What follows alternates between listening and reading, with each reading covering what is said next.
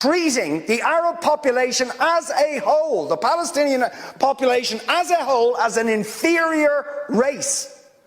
I mean, it doesn't get stronger than this. And yet you want to be careful about your language.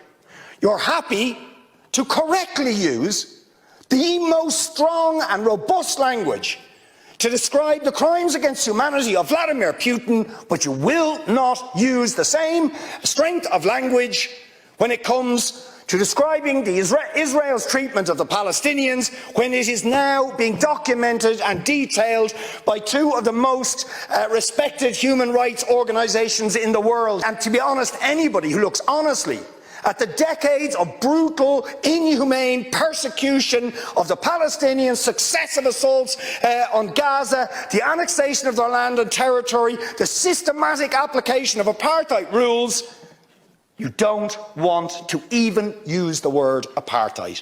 Never mind sanctions.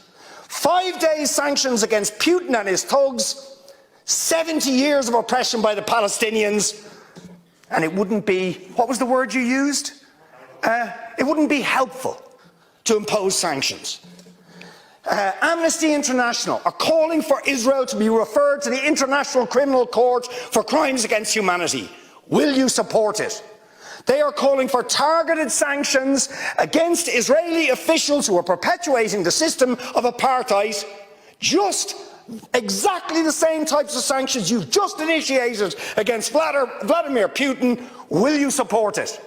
And I think the answer is clearly you're not going to. And then we ask the question, why? Saying it was intolerable, the thuggery and the warmongering and the brutality of Putin, you wouldn't stand for it, urgent action had to be taken. But we've got to be much more careful with the Palestinians.